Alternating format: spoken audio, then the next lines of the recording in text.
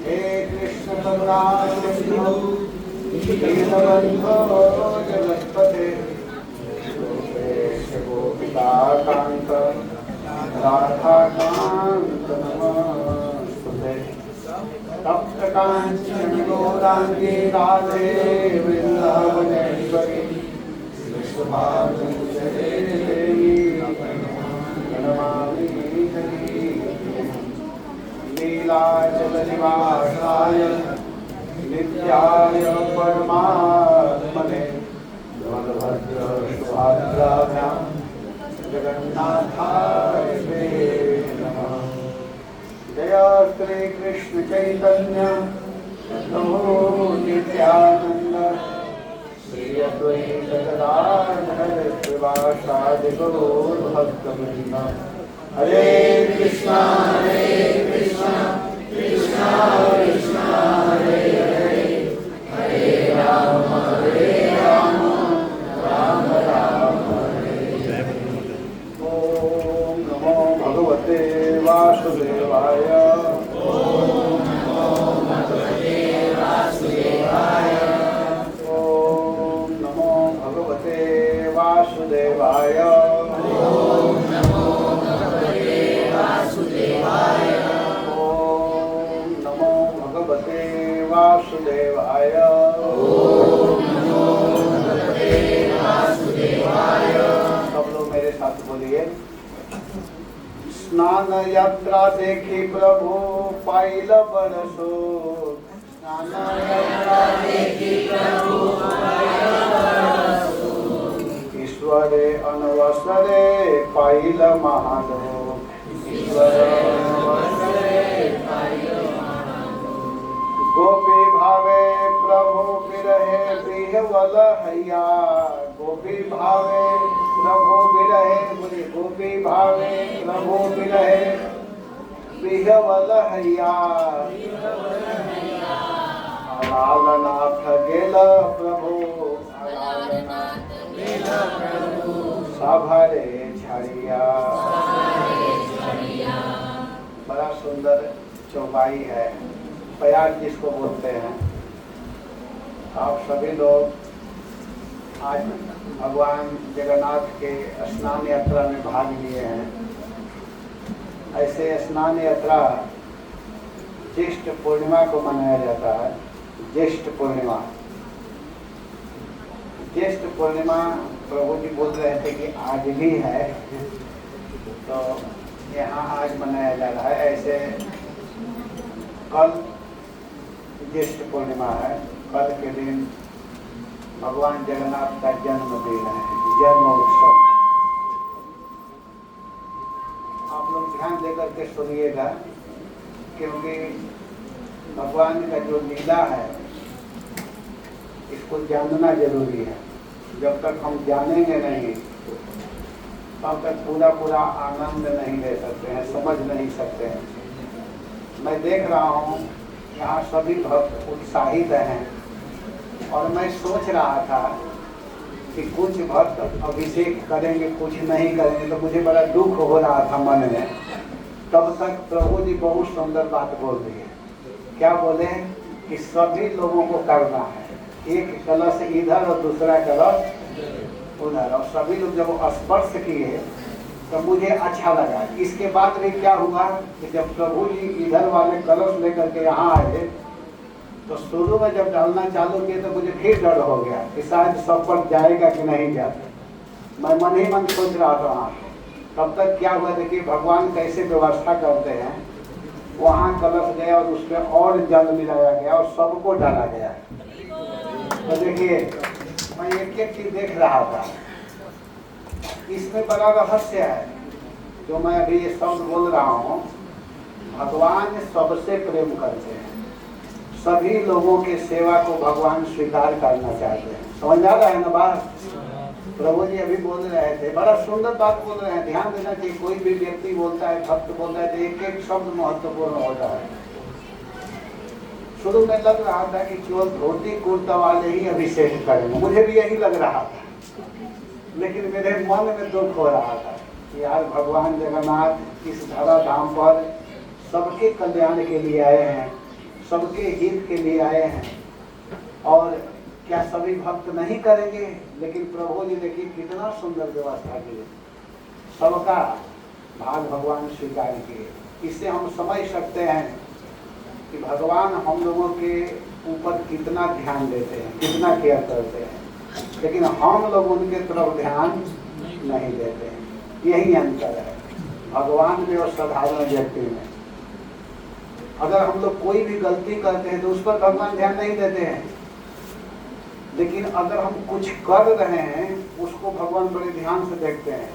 गोस्वामी जी ने कहा है कि रहती न प्रभु चित चूक किए की, करत सुरत सयबार हिए की। भगवान के चरणों में कोई गलती करता है उस पर वो ध्यान नहीं देते हैं, लेकिन कोई एक बार भी कुछ कर देता है उनके लिए तो उसको कभी भूलते नहीं, उसको भगवान कभी नहीं भूलते हैं। तो ऐसे कृपालु जगन्नाथ जी के शरण में हम लोग आए हुए हैं। तो आज का दिन बड़ा महत्वपूर्ण है। आज कहने का मतलब आप लोग पूर्णिमा को ही लीजिएगा, कल वाला ही दिन को ले लीजिएगा, क्योंकि पूर्णिमा में ही आप लोग ये अभिषेक कर रहे हैं। तो आज का दिन बड़ा महत्वपूर्ण है। महत्वपूर्ण कैसे है? जैसे हम लोग भगवान कृष्ण के जन्म उत्सव मनाते हैं, भगवान राम के मनाते हैं, भगवान वामन देव, जितने भगवत अवतार हैं सबके जन्मदिन मनाते हैं। वैसे ही आज भगवान जगन्नाथ का जन्मदिन है। आज भगवान जगन्नाथ का जन्मदिन है, जन्म उत्सव है। और सच पूछिए तो जन्मदिन अपना कभी नहीं मनाना चाहिए। जन्मदिन किसका मनाना चाहिए? भगवान का।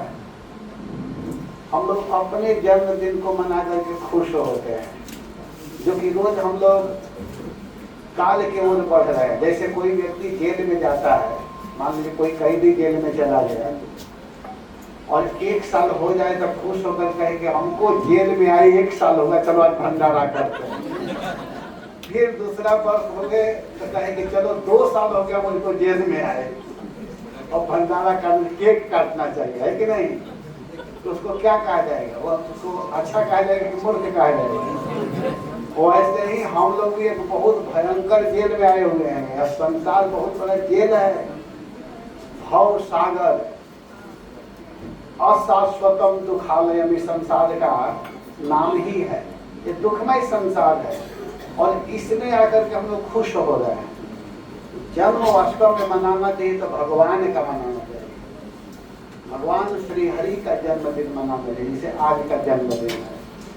तो इसमें जितना हो सके मनाइए। इस पर मैं थोड़ी सी कथा बताऊंगा और जो रेडी होगा बोल दीजिएगा प्रभु जी, मैं वहीं रोक दूंगा, कोई दिक्कत नहीं है।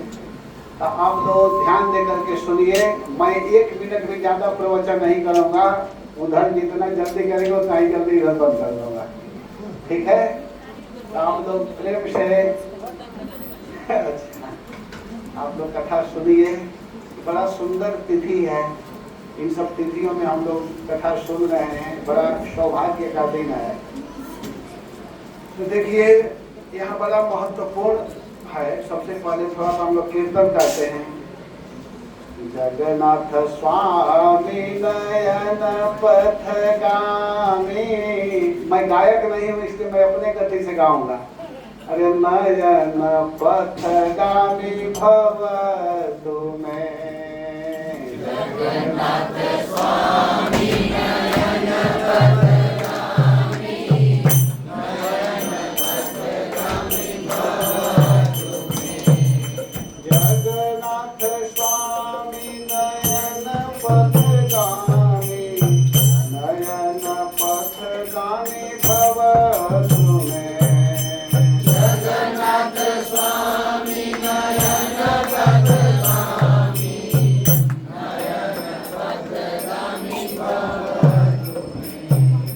जगन्नाथ स्वामी नयन पथगामी, नयन पथगामी भव तुम्हें। जगन्नाथ स्वामी नयन पथगामी, नयन पथगामी भव तुम्हें। जय जगन्नाथ, जय जगन्नाथ।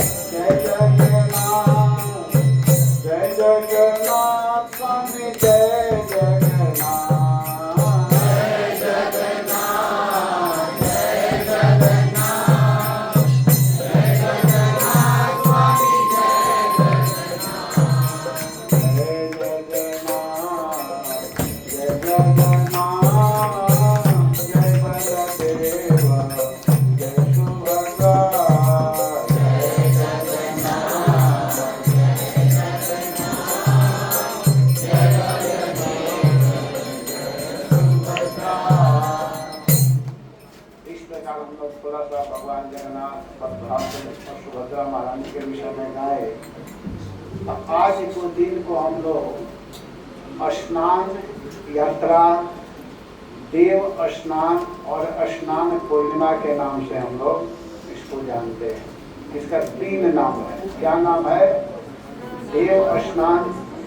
स्वयं आज देवता लोग आकर के भगवान का स्नान कर रहे हैं। देवता ब्रह्मा जी और ब्रह्मा के पुत्र ब्रह्मा जी, बड़े बड़े देवता लोग आकर के स्वयं भगवान का स्नान किए, इसलिए इसको देव स्नान भी कहते हैं। और देव का मतलब भगवान होता है। सभी देवों के देव भगवान है। आज भगवान स्नान किए हैं, इसलिए भी इसको देव स्नान कहते हैं। और स्नान पूर्णिमा, पूर्णिमा के दिन भगवान स्नान किए, इसलिए इसको स्नान पूर्णिमा कहते हैं। और इसको स्नान यात्रा के नाम से भी जाना जाता है। तो स्नान यात्रा, देव स्नान और देव स्नान पूर्णिमा, ये 3 नाम इसका होगा। देखिए ब्रह्मा जी का उम्र भी 100 वर्ष का है। मैं बहुत छांट करके पॉइंट वाली बात मैं बताऊंगा। जैसे हम लोगों का उम्र 100 वर्ष होता है, वैसे ही ब्रह्मा जी का भी उम्र 100 वर्ष का है। तो ब्रह्मा जी के उम्र का जो आधा भाग है, आधा मतलब 50 जो हुआ, पूर्वार्ध और परार्ध, पहले वाला और पीछे वाला। तो जो पहले वाला है, उस समय जो भगवान थे, उस समय भगवान नील माधव के रूप में थे। भगवान किस रूप में थे? नील माधव जी के रूप में। और जो पद वाला समय है, अंत वाला, उस समय भगवान स्वयं जगन्नाथ के रूप में आए। जगन्नाथ के रूप में भगवान आए हैं। यहाँ पर एक मालवा के राजा थे, मालवा नरेश। मालवा के राजा जिनका नाम था इंद्रद्युम्न। इंद्रद्युम्न नाम के बहुत धर्मात्मा राजा थे। वे राजा क्या किए कि अपने मंत्री, उनका मंत्री उज्जैन में रहते थे, जिनका नाम था विद्यापति। विद्यापति याद रखिएगा, बहुत भक्तों को याद है, बहुत लोगों को नहीं मालूम है, तो इसको समझना चाहिए। तो उज्जैन अवंतिकापुरी को कहते हैं, जहाँ भगवान कृष्ण बलराम पढ़ने के लिए गए थे। वहीं पर संदीपनी जी भी, संदीपनी ऋषि रहते थे, और वहाँ पर सुदामा जी, भगवान कृष्ण और बलराम वहीं पर अध्ययन किए। उज्जैन जो अभी मध्य प्रदेश में पड़ता है। तो अवंतिकापुरी के रहने वाले थे विद्यापति। तो विद्यापति जी को महाराज इंद्रद्युम्न भेजे।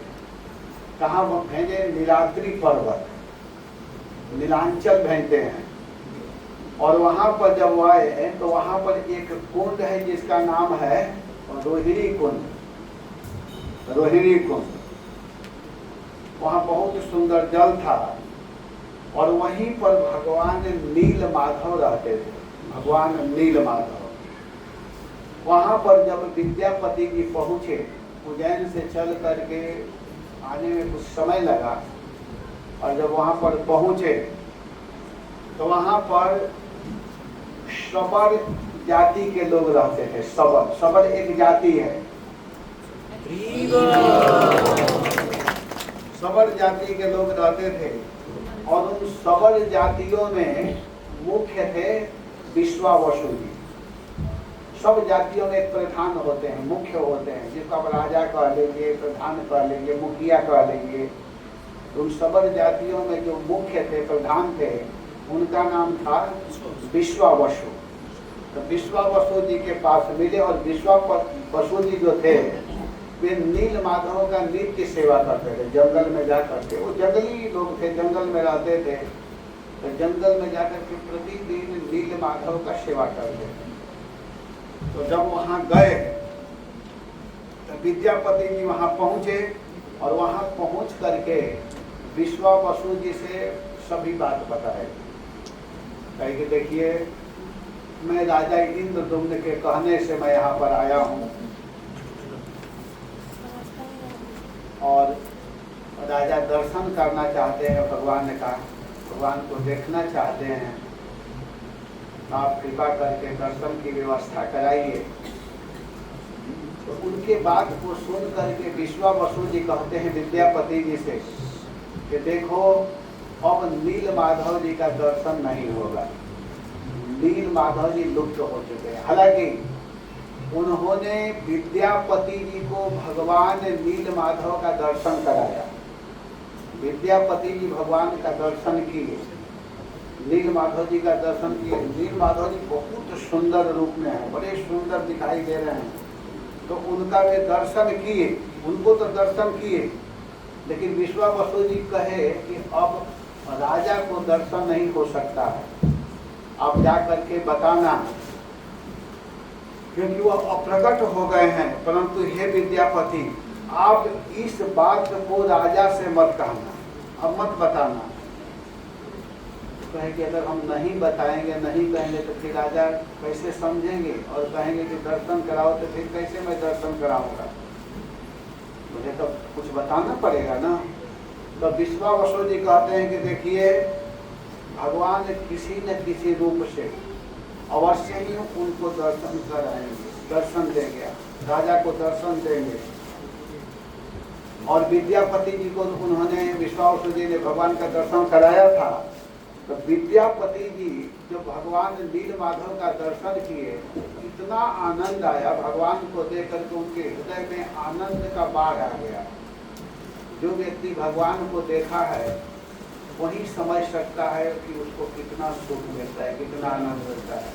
जो भगवान के रस का ले लिया है, भगवान का साक्षात्कार कर लिया है, भगवान को देख लिया है, तो उस व्यक्ति को संसार की कोई भी वस्तु अच्छी नहीं लगती है। जैसे कल आप लोग सुन रहे थे रघुनाथ दास गोस्वामी के विषय में। रघुनाथ दास गोस्वामी के यहाँ कितना धन था बताइए, जिसके घर में एक साल में 8 लाख सोना का मुद्रा, स्वर्ण मुद्राएं, और आज के जमाना में नहीं, कितने साल पहले की बात है, उस समय जिसके घर में धन हो, जिसकी पत्नी लक्ष्मी जैसी सुंदरी हो, वह व्यक्ति घर गृहस्थी में नहीं फंस रहा है, उसका मन कहाँ लग रहा है, भगवान, क्योंकि वह भगवान के रस को समझ चुके हैं। भागवत के महात्म में एक श्लोक आता है, भागवत महात्म, उसमें एक बड़ा सुंदर श्लोक आता है कि सकल भुवन मध्य निर्धनास्ते भी धन्यः। रुक्मणी जी सुनिए, यह श्लोक बड़ा महत्वपूर्ण है। आज बड़ा सुंदर प्रवचन किए, सुबह में 45 मिनट कथा किए, बड़ा सुंदर, इसलिए मैं इनको ध्यान दिलवा रहा हूँ। वहाँ महात्म में आता है एक श्लोक कि सकल भुवन मध्य निर्धनास्ते भी धन्यः निवसति हृदयेषां श्री हरेर भक्ति एका हरि अपि निजलोकम सर्वधातो विहाय प्रविशति हृदयेषां भक्ति सूत्रोपलब्ध। इसका अर्थ यह है कि सकल भुवन मध्य निर्धनास्ते भी धन्यः। भक्त जो होते हैं देखने में संसार के दृष्टि से निर्धन लगते हैं, उनके पास धन नहीं होता है, ऐसा धन मकान घर पैसा रुपया नहीं होता, लेकिन वो महान है, श्रेष्ठ है, क्योंकि निवसति हृदय जैसा, निवसति निवास करती है क्या उनकी हृदय में, हृदय सप्तमी का एक वचन, उनकी हृदय में भगवान की भक्ति निवास करती है। उनके पास सबसे बड़ा संपत्ति क्या है, भगवान की भक्ति, और उस भक्ति के कारण भगवान जो गोलोक वृंदावन बिहारी भगवान है, हरि अपि भगवान भी निज लोकम सर्वधातो विहाय, अपने गोलोक वृंदावन धाम को छोड़ करके प्रविशति हृदयेषां, भगवान वैकुंठ को गोलोक वृंदावन को छोड़ करके प्रविशति, उस भक्त के यहाँ आकर के निवास करते हैं, प्रवेश करते हैं। कैसे आते हैं, वो तो गोलोक वृंदावन में रह रहे हैं, और यह जो भक्त, जो गरीब भक्त, साधारण भक्त इस पृथ्वी पर बैठा हुआ है, इस बिल्डिंग में बैठा हुआ, सूरत में यहाँ बैठा हुआ है, और यहाँ से जब भगवान के शुद्ध नाम का उच्चारण करता है हरे कृष्णा कृष्णा कृष्णा हरे हरे, हरे राम राम राम हरे हरे। ये जो शुद्ध भक्ति में होकर के जब इस नाम का जप करता है तो यह नाम की एक डोरी है, भक्ति रूपी डोरी, यहाँ से इतने तेज गति से ऊपर की ओर बढ़ती है, ऐसे तेज गति से जाती है कि वह सीधे गोलोक वृंदावन बिहारी के पास पहुंचती है। और वहां जाकर के वह डोरी, भक्ति रूपी डोरी, भगवान के चरणों में जाकर के ऐसे ऐसे ऐसे ऐसे करके लपेट लेती है। और भगवान उस भक्ति के प्रभावित होकर के डोरी में बंद करके सीधे गोलोक वृंदावन बिहारी भगवान उस भक्त के हृदय में आकर के बैठ जाते हैं। तो बताइए, जिसके यहाँ भगवान आ गए तो क्या उसको किसी भी वस्तु की कमी है? बताइए, किसी वस्तु की कमी है? नहीं है ना। क्यों? क्योंकि भगवान जो है लक्ष्मी के पति हैं, और जहाँ लक्ष्मी पति आ जाए तो लक्ष्मी अपने आप भाग करके आएगी। लक्ष्मी उनके पास आती है, लेकिन वो भक्त कहता है नहीं, हमको धन नहीं चाहिए। वो भक्त कहता है न धनम। वो भक्त क्या कहता है, उस स्थिति में जब पहुंचता है तब वह बोलता है कि न धनम, हमको धन, न जन्म, हमको जन नहीं चाहिए, न सुंदरी, हमको सुंदरी नहीं चाहिए, न कविता, मुझे सुंदर स्वर नहीं चाहिए।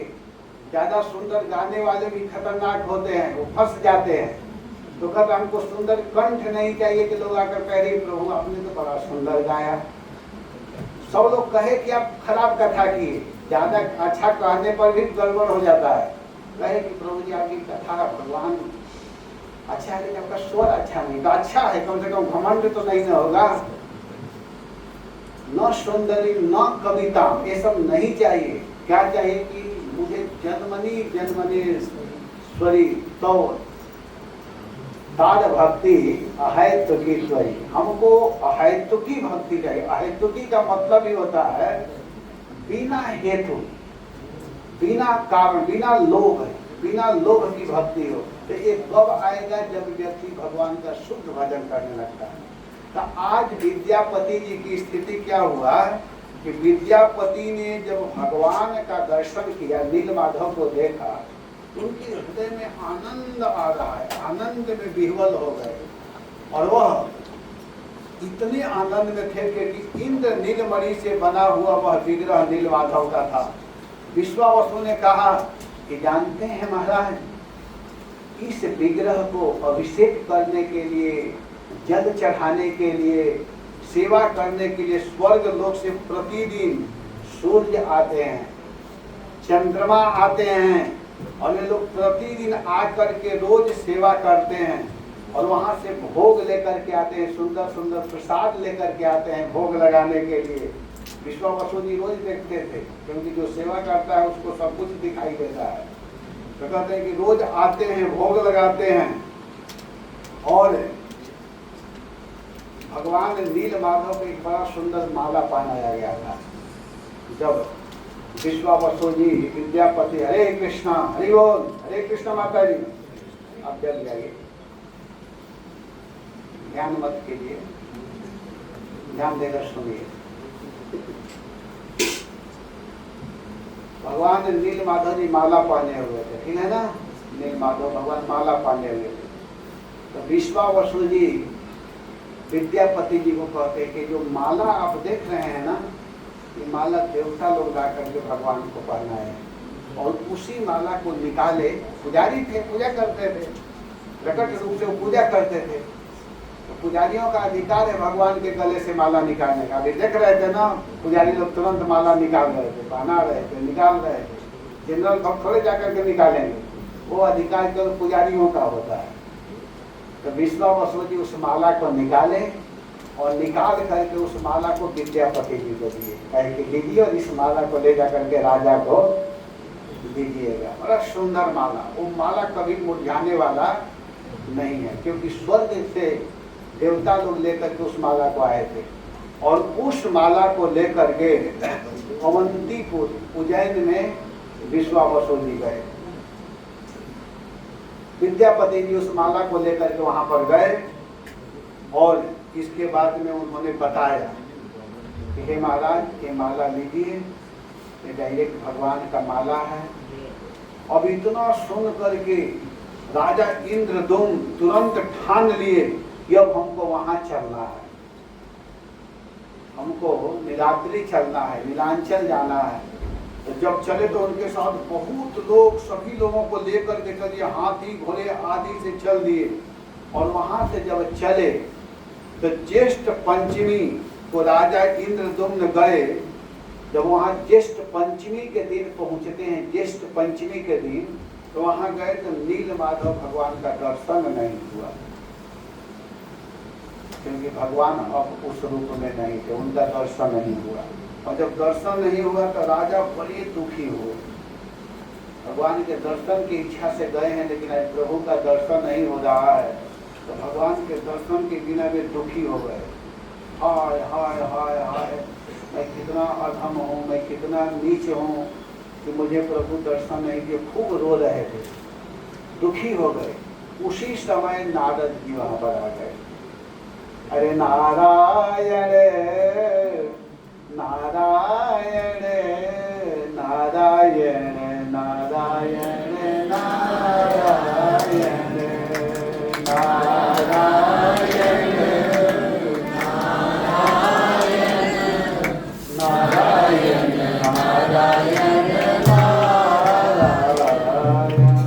नारद जी वहां पर भगवान के कीर्तन करते हुए उपस्थित हो गए। जहाँ कोई भी समस्याएं आती हैं वहाँ पर आचार्य नारद जी जरूर आ जाते हैं, क्योंकि नारद जी आचार्य हैं, गुरु हैं, बहुत बड़े भगवान के भक्त हैं। वो सबके यहाँ जाते हैं, देवताओं के यहाँ भी जाते हैं, असुरों के यहाँ भी जाते हैं, मनुष्यों के बीच में भी आते हैं, क्योंकि वो प्रचारक हैं। और प्रचारक लोग किसी एक के नहीं होते हैं, जो वास्तव में प्रवचन करने वाले होते हैं वो किसी एक के नहीं होते हैं, वो सबके होते हैं। वो सबके यहाँ जाते हैं, सबका हित चाहते हैं, सबका कल्याण चाहते हैं। प्रचारकों को ये ध्यान देना चाहिए, सबके तरफ विचार करना चाहिए, सबका हित हो। सर्वे भवन्तु सुखिनः, सब सुखी रहें। कैसे सुखी होंगे उसको प्रचारक को समझना चाहिए, जानना चाहिए। तो नारद जी क्या किए कि वहां पर पहुंच गए। कहे कि महाराज आप दुखी क्यों हो, इतना आतुर क्यों हो रहे? अरे मैं क्या बताऊं, मैं जिस प्रभु को देखने के लिए आया वो आज मुझे दर्शन नहीं दे रहे हैं। मैं अपने शरीर को नहीं रख सकता हूं, उनके बिना मैं एक क्षण रहना नहीं चाहता हूं। तो नारद जी मुस्कुराते, और नारद जी मुस्कुराते हुए कहे कि आप दुखी मत होइए, बिल्कुल आप मत दुखी हुई है। नारद जी तुरंत क्या दिखाते हैं, एक क्या होता है कि एक दारू, दारू कहते हैं लकड़ी को। दारू का मतलब क्या होता है, लकड़ी। दारू, दारू का मतलब होता है खंडयति सर्वम दुखानाम, खंडयति सर्व दुखानाम अखंड आनंददायकी तस्मात् दारु इति प्रोक्तः शब्द ब्रह्म विधीयते। इसका मतलब होता है कि जो समस्त प्रकार के दुखों को दूर करके जो आनंद को प्रदान कर दे, प्रेम को प्रदान कर दे। तो वहां पर क्या हुआ कि एक दारू, दारू मतलब लकड़ी, दारू ब्रह्म दिखाई दिया, एक उसी समुद्र से बहते हुए दारू दिखाई दिया। और नारद जी ने उनको कहा कि आप इसको लीजिए, यह भगवान का ही कृपा है, भगवान कृपा कर रहे हैं।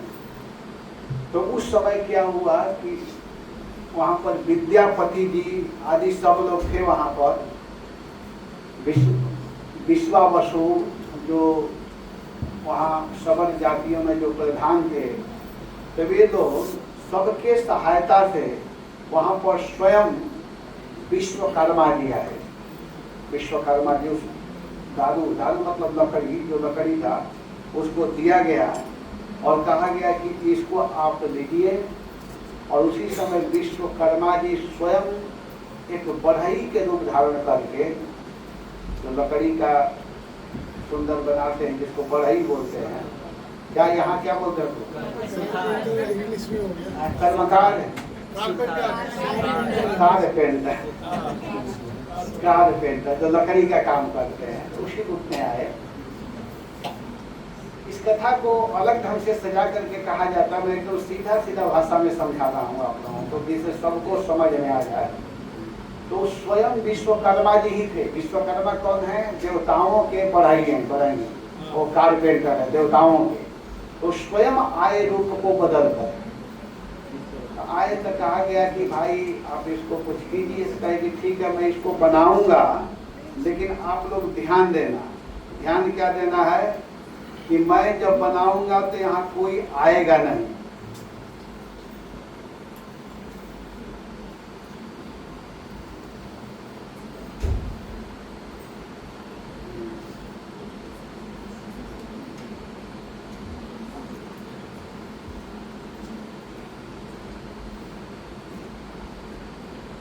उस समय कहे कि कोई यहाँ आएगा नहीं। और वो अब उसको बनाना चालू किए, और जब बनाना चालू किए तो उस समय क्या होता है कि बीच में कोई डिस्टर्ब नहीं करेगा हमको। 21 दिन तक कोई इसमें आएगा नहीं। लेकिन जो ही वो बनाना प्रारंभ किए और खट खट खट खट आवाज आ रहा था, तो जब आवाज आ रहा था तो यहाँ पर जो रानी है, महाराज की जो पत्नी है, जिनका नाम है गुंडीचा, तो महाराज से कहे कि किसी प्रकार का आवाज नहीं आ रहा है, देखना चाहिए क्या बात है, क्योंकि माना किया गया था। तो महाराज को भी अब देखिए जब होने वाला होता है जो होकर के ही रहता है, तो जब बीच में ही वो जा करके जब दरवाजा खोल करके देखते हैं तो वहाँ कुछ नहीं, वो बढ़ाई कुछ नहीं है। और इसी रूप में, जिस रूप में आप जगन्नाथ बलभद्र सुभद्रा को देख रहे हैं, इसी रूप बस इतना ही बना हुआ था। और इस रूप को देखे तो राजा और दुखी हो गए। चलिए मैंने बड़ा गलती कर दिया, उनको मना किए थे कि बीच में आप मत देखना, लेकिन मैं आकर के दरवाजा खोला, बहुत दुखी हो गए, फिर रोने लगे, आय है मैं क्या कर दिया। तो फिर नारद जी कहे, नारद जी समझाते हैं और नारद जी कहते हैं कि देखो आप चिंता मत करो, भगवान इसी रूप में दर्शन देना चाहते हैं। भगवान का यही रूप है इस कलयुग के लिए, वास्तव में यही रूप है, आप इसको दर्शन करो, देखो। तो यह रूप आज का ही दिन, जो स्नान पूर्णिमा है, आज के ही दिन यह रूप इस रूप में दिखाई दिया था राजा को, इस रूप में। तो जब भगवान इस रूप में दिखाई दिए तो उस समय क्या किया गया कि वहाँ जो दैत्य लोग रहते थे, दैत्य पहलवान टाइप के होते हैं, तो वे लोग इनको वहाँ से एक वेदी पर लेकर के आए, वेदी, और वहाँ ला करके उसको पांडी विजय उत्सव कहते हैं। एक स्नान मंडप तैयार हुआ और उसमें सभी लोग लेकर के वहाँ पर लाए और ला करके वहाँ पर बैठाए इस विग्रह को, और ला करके बैठाए। और वहाँ पर एक कुआं है, जगन्नाथपुरी में कुआं है, उस कुआं का नाम है सोना कुआं, स्वर्णिम या सोना वहाँ की भाषा में कहते हैं, स्वर्ण कुआं।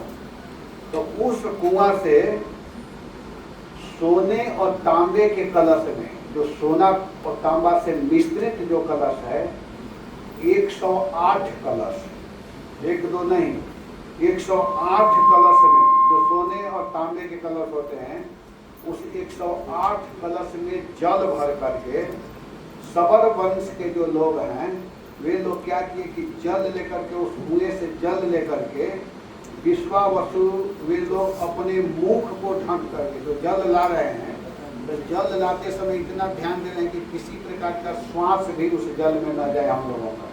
इसलिए अपने अपने मुख को, जैसे कोरोना में हम लोग मुंह को ढक कर चलते थे ना, उसको क्या बोलते हैं, मास्क, उस समय लगाते थे सभी लोग। सच पूछिए तो हमेशा लगाना चाहिए वैसा, लेकिन उस समय सब लोग लगा रहे थे। तो वे लोग ऐसे लगा करके और उस जल को 108 कलश में जल लेकर के वहाँ पर आए और आ करके भीतर मंदिर में शुद्ध ब्राह्मण लोग जो थे, उन ब्राह्मणों के पास सारा कलश रखा गया, 108 कलश। वे लोग वहाँ से जल लेकर के आए और ला करके वैष्णव ब्राह्मणों के बीच में रखे। और ब्राह्मण लोग क्या किए, तो उस जल को, जो शुद्ध ब्राह्मणों की टीम है, वे लोग अगरबत्ती, धूप आदि के द्वारा मंत्र का उच्चारण करके कीर्तन करते हुए हरे कृष्णा कृष्णा कृष्णा हरे हरे, वो जल शुद्ध था ही, लेकिन उसको फिर ब्राह्मण लोग मंत्र का उच्चारण किए, मंत्रोच्चारण के द्वारा उस जल को और शोधित किए। और इसके बाद में अब देखिए 4 बलभद्र, सुभद्रा महारानी, जगन्नाथ और सुदर्शन, चारों को वहाँ स्थापित किया गया। और चारों को स्नान 35 जो कलश है, 35 उस जल से भगवान जगन्नाथ जी का अभिषेक किया गया, स्नान कराया गया। उस जल से 35 कलश से जगन्नाथ जी को स्नान कराया गया। और इसके बाद में 33 कलश, 2 कलश कम, उससे बलभद्र बलदेव को स्नान कराया गया। और फिर 22 कलश से सुभद्रा जी को और 18 कलश से सुदर्शन को। इसको चारों को मिलाएंगे तो कितना हो गया, 108। लाखों लाख भक्त उस समय दर्शन करने के लिए आए हुए थे। सब लोग स्नान नहीं करा रहे हैं, ये ध्यान देना है। नहीं कि सब लोग गए और स्नान कराने लगे, सब लोग स्नान नहीं करा रहे, लेकिन सभी लोग दर्शन करने के लिए वहां पर एकत्रित हुए हैं। जैसे आप सभी लोग आए हुए हैं, तो उस स्नान दर्शन करने के लिए स्नान पूर्णिमा के दिन सभी लोग वहां उपस्थित हुए। और देखिए, जो व्यक्ति दर्शन किया भगवान जगन्नाथ के स्नान यात्रा का, बलभद्र स्नान यात्रा, सुभद्रा जी के स्नान का दर्शन किया, सुदर्शन का दर्शन किया, जितने भक्त थे, जो भी आए थे, जो देखे, उनका सारा पाप, सारा ताप सब समाप्त हो गया दर्शन करने से। देखिए, दर्शन का बहुत बड़ा महत्व है। भगवान का अगर कोई दर्शन करता है, जैसे सुबह सुबह में जोर दिया जाता है कि मंगल आरती में जाना चाहिए, मंगल आरती में, तो भगवान के पास जाने से, भगवान को देखने से व्यक्ति का सारा दुख दूर हो जाता है। कोई भगवान के शरण में जाता है, हरि जगाम शरणम उत्पातागम संकितः, भगवान के शरण में जाने से अनेक प्रकार के जो उत्पात होने वाले हैं, जो भी संकट आने वाला होता है, वो सब दूर हो जाता है। हरि स्मृति सर्व विपद विमोक्षणम, भगवान का कोई स्मरण कर ले, भगवान के सुंदर रूप को देख ले, तो भगवान के रूप देखते ही, भगवान का सौंदर्य देखते ही व्यक्ति का सारा दुख दूर हो जाता है। समस्त प्रकार के दुख को दूर करने वाला भगवान का स्वरूप है, भगवान का विग्रह है, भगवान की छवि है। भगवान इतने सुंदर है, उद्धव जी कहते हैं भागवत के 3 स्कंद के 2 अध्याय के 12 नंबर के श्लोक में उद्धव जी बोल रहे हैं कि भगवान बहुत सुंदर हैं। यन्मत्य लीलौ पैकम स्वयोगम मायावदम दर्शयता गृहीतम विस्मापनम स्वस्य च सौभगर्धे पदम पदम भूषण भूषणांगम। उद्धव जी भगवान के परम मित्र हैं। उद्धव जी बोल रहे हैं, किससे बोल रहे हैं? विदुर जी से। उद्धव विदुर संवाद है भागवत के 3 स्कंद के शुरू में ही 4 अध्याय में। तो 2 अध्याय के 12 नंबर के श्लोक में उद्धव जी बोलते हैं, ध्यान देकर के सुनिए सभी लोग, बड़ा सुंदर प्रसंग है, सबको सुनना चाहिए कि भगवान इतने सुंदर हैं, भगवान इतने सुंदर है कि भगवान स्वयं अपने रूप को देख करके मोहित हो जाते हैं, विस्मित हो जाते हैं। कई हम लोग सोचते हैं कि भगवान को कपड़ा पहना दिए, माला पहना दिए तो इससे भगवान अच्छे लग रहे हैं, नहीं। भगवान कपड़ा पहन करके अच्छे नहीं लगते हैं। भगवान इतने अच्छे हैं कि उनके शरीर में कपड़ा जाता है तो कपड़ा अच्छा लगने लगता है। ये समझिए, गहना अच्छा लगने लगता है। कैसा हूँ वस्त्र भगवान को पहनाइए ना, वो कपड़ा भगवान के शरीर में जाते ही अच्छा लगने लगता है। इसका मतलब कि भगवान अच्छे हैं, भगवान सुंदर है। और ऐसे भगवान के छवि को कोई देखता है तो दर्शन करने मात्र से उसके सारे संकट, सारे दुख समाप्त हो जाते हैं। तो आज के दिन अगर कोई जो भी व्यक्ति इस शुभ अवसर पर स्नान पूर्णिमा के दिन दर्शन करने के लिए आया है, तो दर्शन करने से क्या होता है कि उस व्यक्ति के सारा पाप, सारा ताप, ताप कहते हैं दुख को, आदि दैविक, आध्यात्मिक, आदि भौतिक, दैहिक, दैविक, भौतिक ताप, ये ताप है। लेकिन भगवान के दर्शन करने से काऊ नहीं व्यापा। जो भगवान के सुंदर रूप को देख लेता है, इस भाग्य दर्शन करने के लिए आ जाता है, तो उसके सारे ताप समाप्त हो जाते हैं। सबसे बड़ा सुविधा है ना भगवान के सुंदर के सब दर्शन करने से सारा ताप समाप्त होता है। इसके बाद क्या हुआ कि जब भगवान का सुंदर दर्शन हो गया, भगवान को देख लिए, तब फिर अब भगवान को जो स्नान कराया गया, तो स्नान के बाद भगवान का जो रासायनिक के द्वारा श्रृंगार होता हुआ है जो, लेकिन स्नान करने से वह श्रृंगार मिट जाता है। रासायनिक तत्वों से श्रृंगार किया गया है तो उतना ठीक नहीं पाता है। जल गिराने से, उतने कलश का पानी गिरा है, जल गिरा है, तो उससे वह थोड़ा सा धूमिल हो जाता है, समाप्त हो जाता है। तो उस समय क्या होता है कि जल्दी जल्दी जल्दी जल्दी श्रृंगार तक किया नहीं जा सकता है, जल्दी तो श्रृंगार हो नहीं सकता है ना, उनको पेंटिंग आदि तक किया नहीं जा सकता है। तो उस समय क्या कि जल्दी जल्दी उन्हें एक वेश पहनाया जाता है, वेश, वस्त्र। जल्दी में क्या पहनाया जाए तो उसी को गजा वेश कहते हैं, गज वेश, गज वेश। और एक कथा है, मुख्य बात यही है, लेकिन एक कथा है कि एक भक्त, महाराष्ट्र के भक्त थे ना, कर्नाटक महाराष्ट्र जो भी ले लीजिए, से महाराष्ट्र के ही थे, बॉर्डर ही, वो दोनों पहले एक ही था। इस समय हम लोग अलग अलग कर दिए हैं ना, कर्नाटक अलग हो गया, और अथवा मान लीजिए कि दोनों के बॉर्डर समझिए। तो वहाँ के भक्त थे गणपति भट्ट, भक्त का नाम था। तो एक बार गए जगन्नाथपुरी में, तो गणेश जी के भक्त थे, इधर गणेश जी की ज़्यादा पूजा होती है ना, तो गए तो जगन्नाथ जी को देख रहे हैं, लेकिन गणपति के रूप में दिखाई नहीं दिए। कह रहे ये तो हमारा भगवान नहीं है, मैं तो समझाता कि जगन्नाथ गणेश जी ही हैं, लेकिन ये दर्शन नहीं दिए, तो इसका मतलब है दूसरे हमारे भगवान तो वही हैं, कर्नाटका महाराष्ट्र में, चलो हम वहीं चलते। तब तक कोई आकर कहा नहीं आप जाकर देखो तो सही। तो जाकर के देख रहे हैं तो भगवान है, गज वेश में दिखाई दिए, उनका वेश गज है। तब वो हाँ यही हमारे भगवान है। भगवान यह दिखाए कि तुमको कहीं जाने की जरूरत नहीं है, सब कुछ मैं ही हूँ, मुझसे सब कुछ निकलता है। सारे देवी देवता जो भी समझ रहे हो सब मेरे द्वारा निकलते हैं। सृष्टि स्थिति प्रलय साधन शक्ति रेखा छाये वजस्य भुवनानि विभर्ति दुर्गा ईछान रूपमपीयस्य प्रचेष्टतेषा गोविंदमादि पुरुषं तमहं भजामि मद्भयातिवातिवातोऽयं सूर्यस्तपति मद्भयात्। मेरे भय से ही सारा सूर्य, चंद्रमा, इंद्र आदि जो भी हैं सब काम करते हैं। तो तुम चिंता मत करो, गणपति कोई दूसरा नहीं, स्वयं मैं ही गणपति हूँ। और सच पूछिए तो भगवान ही, आदि गणपति जो है वो भगवान ही है।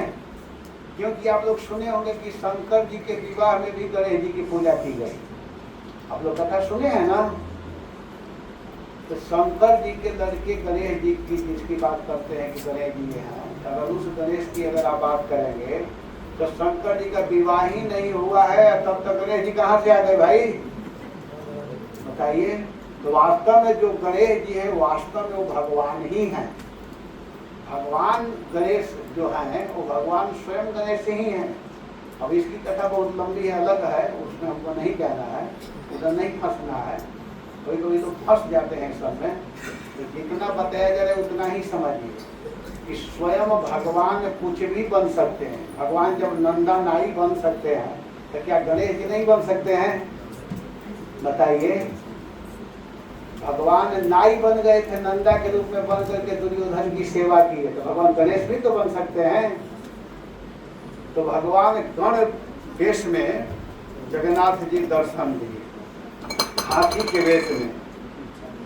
इसके बाद में क्या हुआ कि बहुत स्नान करने के कारण भगवान को बहुत देर तक स्नान किया गया। अगर कोई व्यक्ति गर्मी में चल करके आए, जिसके शरीर में गर्मी लगा हो, और तुरंत उसको ठंडा पानी से स्नान करा देंगे तो क्या होगा? उसको बुखार आएगा, जुकाम आ जाएगा, सर्दी जुकाम बीमारी हो जाएगी। तो भगवान को खूब स्नान कराया गया। गर्मी का दिन है, ठंडा ठंडा जल से बर्फ वाला पानी से स्नान करा देंगे या बर्फ वाला पानी पिला दीजिए तो क्या होगा? जुकाम तो होगा ही। तो भगवान को आ गया बुखार, और बुखार आया तो क्या किए भगवान? जब बुखार होने के कारण अब बिल्कुल वह बीमार अवस्था में हो गए, तो उनको 15 दिन के लिए उनको रखा गया, अनवसर जिसको बोलते हैं। तो उस समय जब रखा गया, और दूसरी बात है कि भगवान सालों भर तक दूसरे को समय देते रहते हैं। तो भगवान सोचे कि भाई मैं विवाह किया हूँ और अपने पत्नी को समय नहीं दूंगा तो नाराज हो जाएगी। तो 15 दिन का जो समय है स्पेशल लक्ष्मी जी के लिए भगवान देते हैं। भगवान की जो पत्नी है, पत्नी को भी तो समय देना चाहिए। गृहस्थ है तो गृहस्थ होकर के केवल सन्यासी और ब्रह्मचारी बन करके घूमेंगे तो थोड़े काम चलेगा, तो समय तो देना ही पड़ेगा। तो भगवान 15 दिन के लिए बीमार हुए। उस समय वही सब लोग जो सबर वाले लोग हैं, तो वे लोग उनको औषधि युक्त काढ़ा, खिचड़ी ऐसे करके 15 दिन वे लोग सेवा करते हैं। बीमारी के आने के कारण उस दिन 15 दिन तक उनका सेवा किया जाता है। 15 दिन के समय अनवसर कहते हैं जिसको, उस समय दैत्य लोग भगवान का देखभाल करते हैं, और उस समय भगवान किसी को दर्शन नहीं देते क्योंकि बीमार हैं। बीमारी व्यक्ति अगर किसी के सामने आएगा, बैठेगा, हमेशा बात करेगा तो दिक्कत में पड़ जाएगा ना। तो इसलिए वह किसी को दर्शन नहीं देते। उस समय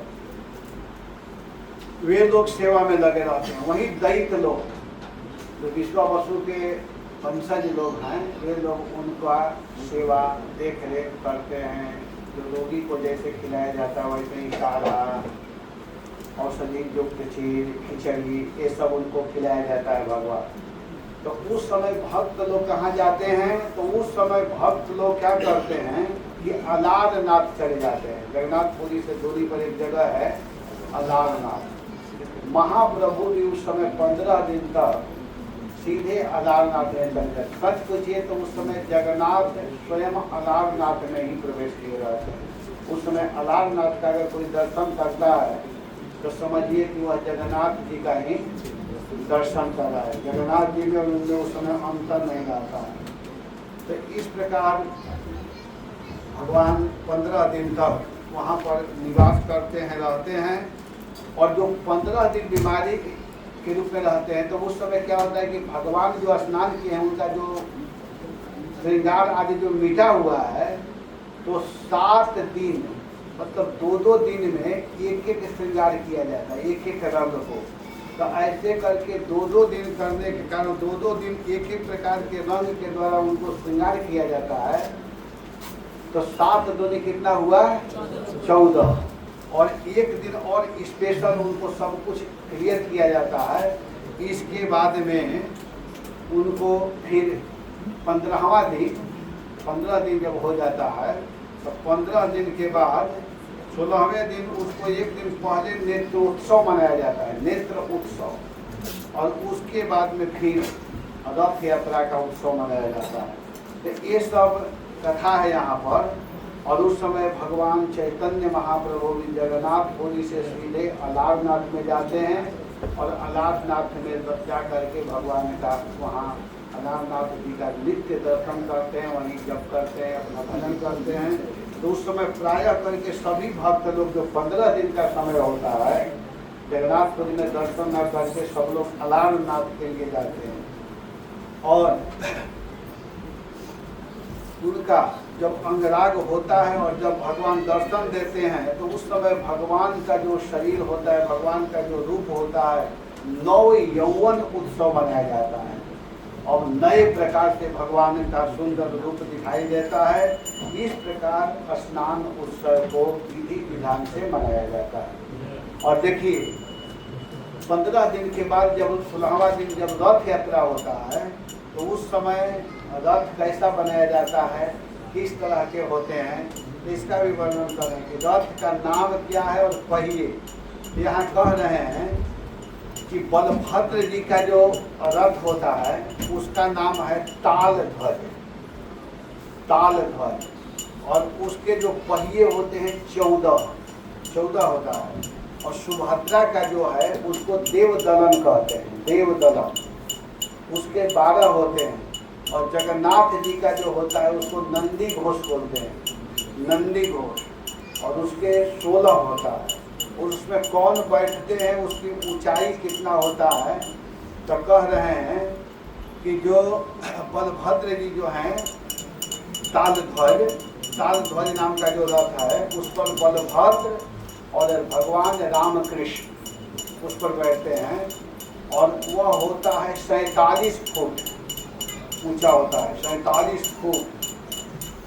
और इसके बाद में सुभद्रा जी का जो है देवदलन नाम का जो रथ है उसमें सुभद्रा जी और सुदर्शन उसमें रहते हैं।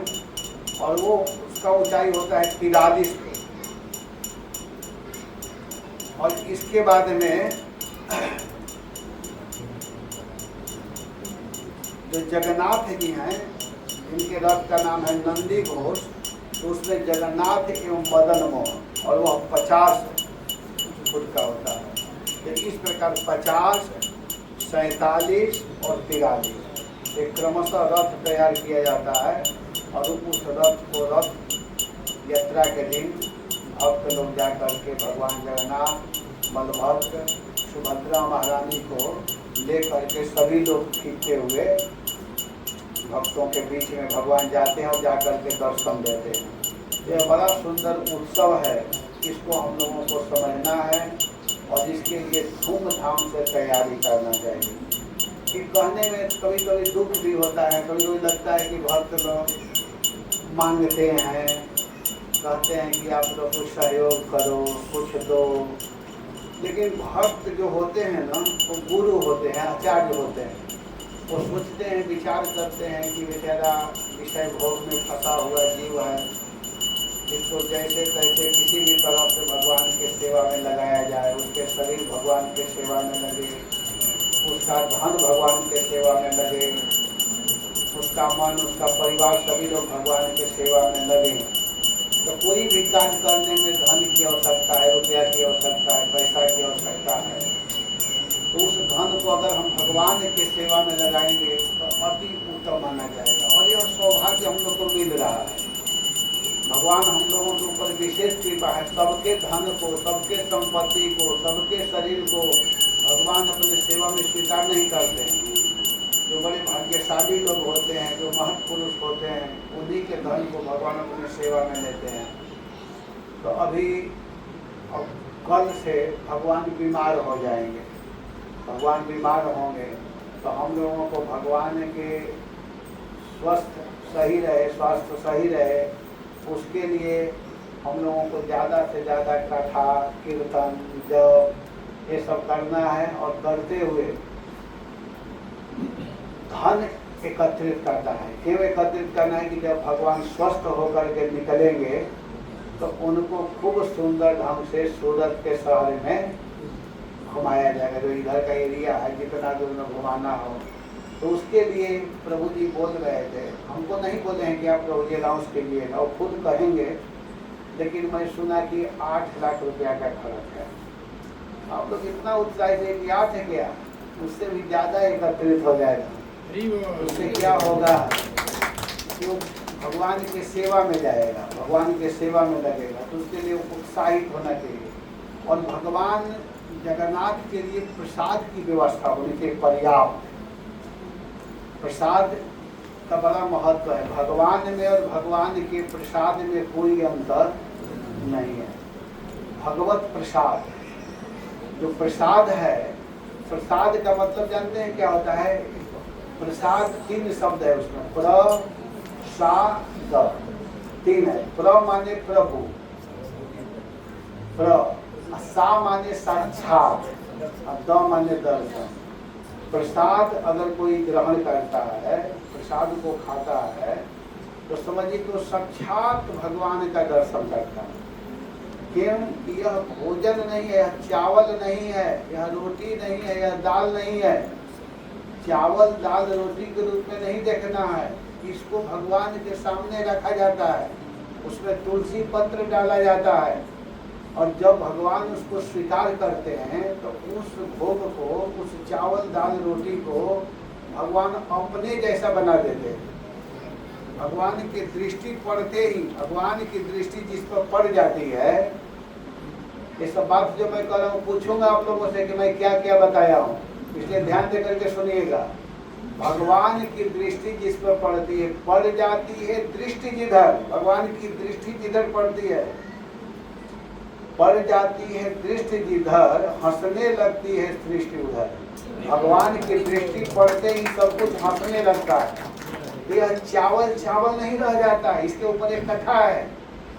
कथा यह है कि एक बार की बात है, नारद जी, फिर नारद जी आ गए।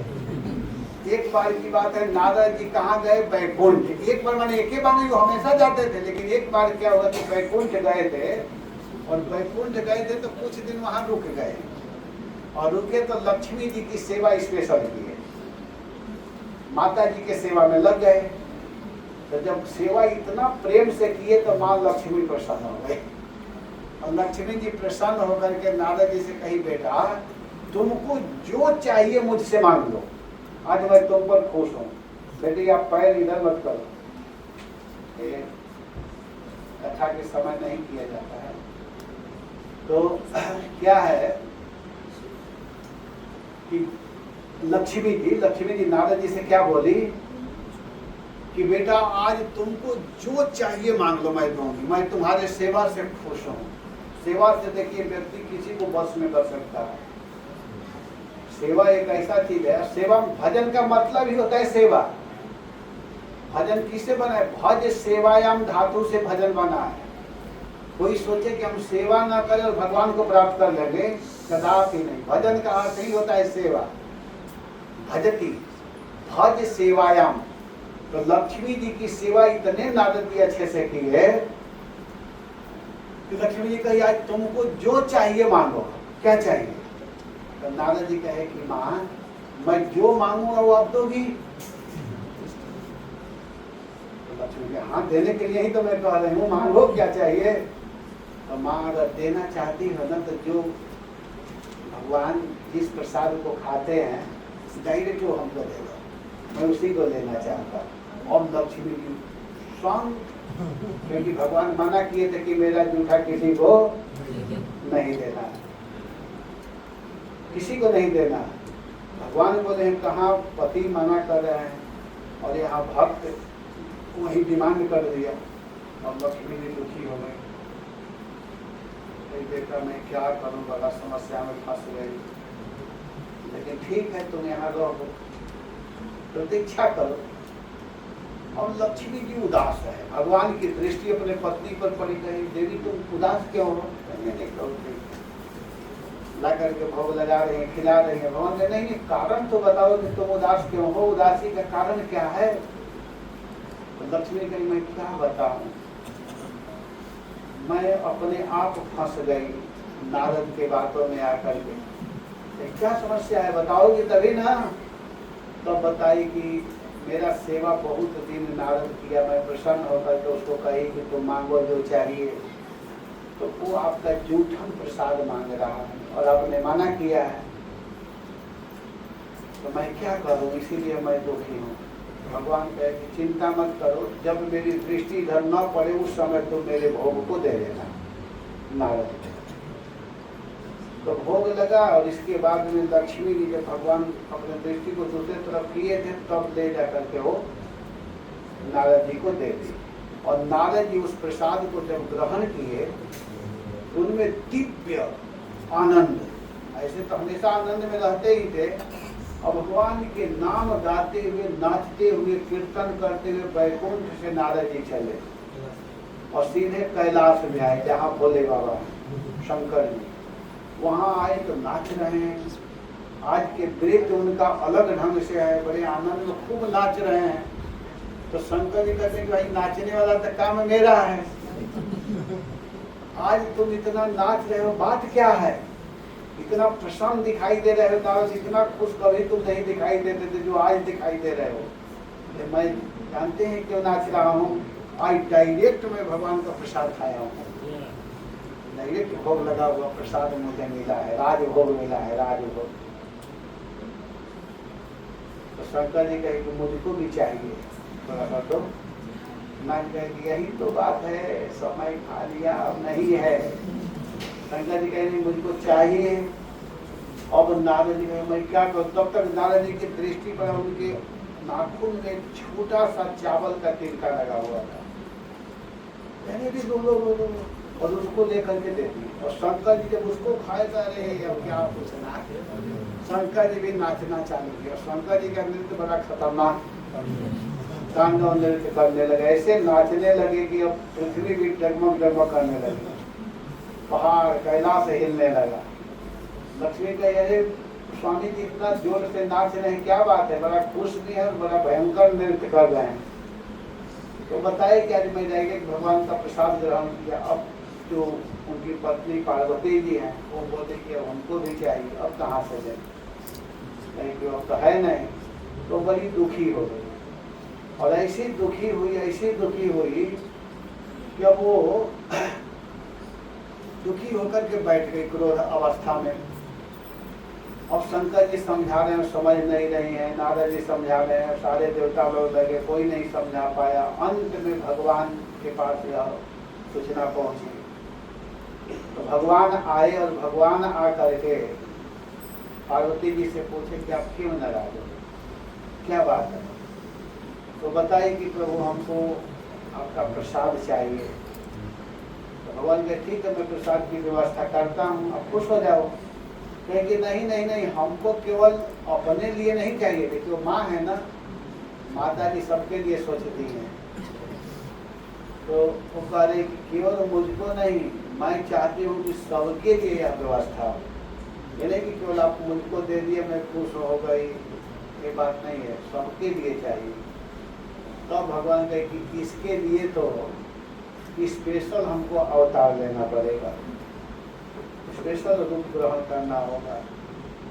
मैं जगन्नाथ के रूप में आऊंगा, और तुम जो हो तुम विमला देवी के रूप में हो। विमला देवी आप लोग जाते हैं जगन्नाथपुरी में तो देखे होंगे विमला देवी का मंदिर। भगवान कहे कि मुझको जो भोग लगेगा वो मेरे बाद तुम्हारे पास जाएगा, फिर इसके बाद सब लोग ग्रहण करेंगे, चिंता मत करो। तो ऐसे करके भगवान सबके लिए, माता पार्वती जी ने प्रार्थना की तो भगवान जो है जगन्नाथ के रूप में, इस कलयुग के भगवान अगर वास्तव में देखा जाए तो जगन्नाथ जी हैं। जगन्नाथ जी साक्षात भगवान हम लोगों के लिए हैं। वह भगवान स्पेशल जगन्नाथ के रूप में आए, जगन्नाथ के रूप में आकर के जगन्नाथ के भात जगत पसारे हाथ।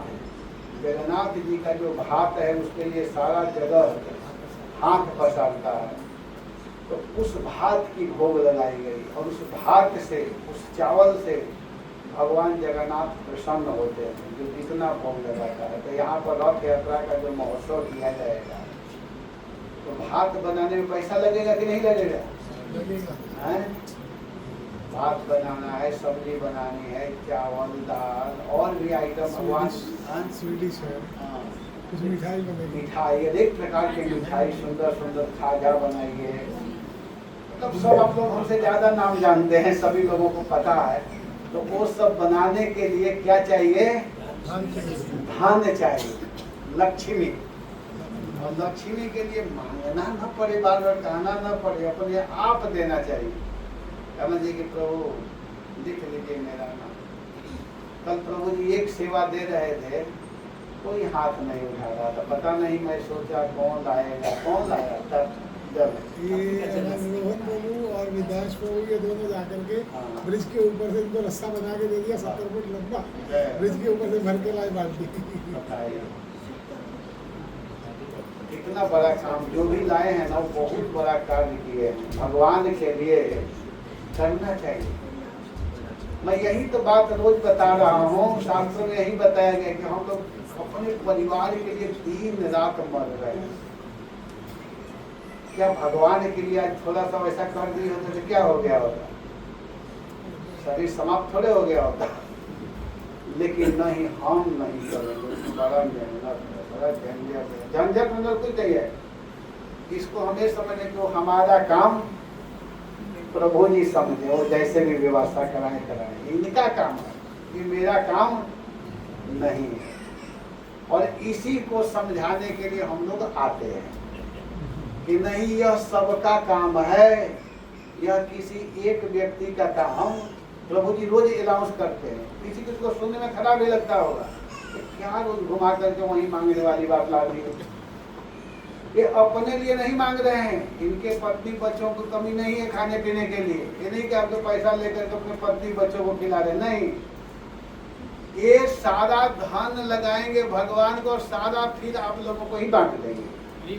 प्रसाद जो बनेगा तो थोड़े कि सारा चावल उठाएंगे और अपने घर ले जाएंगे, नहीं,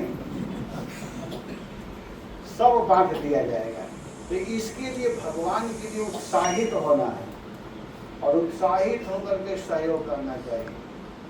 तन समर्पित, मन समर्पित और यह जीवन समर्पित, सब कुछ भगवान को दे दो, यही का आत्मनिवेदन है। हम लोग बलि महाराज की कथा सुन रहे हैं, कल बलि महाराज की कथा सुनेंगे कि बलि महाराज सब कुछ भगवान को दे देंगे, सब कुछ। धन तो देंगे ही, अंत में अपने आप को बलि महाराज कहेंगे कि मुझको भी आप लो। जब 3 पग भूमि मांगे हैं, 2 पग भूमि में भगवान वामन भगवान सब कुछ नाप लिए, तीसरा के लिए जगह जब नहीं बचा तो कहे के लिए झूठा। तो बोला था ना कि लोका नाम एकमीश्वरम मां वचो भी समाराध्य, तुम अपने वचन को पूरा नहीं कर पाए, तुम झूठ बोलते हो। भगवान कहना है, बलि महाराज कहना नहीं, मैं झूठ नहीं बोलता हूँ। आप आए थे 3 पग भूमि लेने के लिए ना, आप 6 पग भूमि लो। फिर देखो झूठ बोल रहा है, कहाँ से दोगे? 2 पग में ही तो मैं सब नाप लिया। तो बलि महाराज कहेंगे आप नहीं सुने हैं, धन से धनवान का कीमत दूना होता है। धन जितना है उससे धन वाला का कीमत दूना होता है। तो बलि महाराज कहे कि मेरा संपत्ति आपके चरण के 2 पग के बराबर है, तो मैं अभी 4 पैर के बराबर बाकी हूँ। अपना चरण मेरे सिर के ऊपर रखिए, मुझको ले लीजिए। अपने आप को बलि महाराज ने भगवान को दे दिया, यही आत्मनिवेदन। इसी को आत्मनिवेदन कहते हैं। देने से घाटा नहीं हुआ, भगवान उनको दिव्य स्थान दिए, सुतल लोग दिए, और कहे कि फिर इसके बाद इस मनवंतर के बाद तुम इंद्र बनोगे। तो भगवान को देने वाला व्यक्ति कभी कंगाल नहीं बनता है, वो क्या बनता है? इंद्र बनता है, इंद्र बन जाता है। ऐसे इस दृष्टि से, और ऐसे भगवान का प्यार आता है। तो इसलिए भगवान को देने में पीछे नहीं हटना है। अब आगे की बात हमारे प्रभु जी बताएंगे। हरे कृष्णा कृष्णा कृष्णा हरे हरे, हरे राम राम राम हरे। जय श्री प्रभु।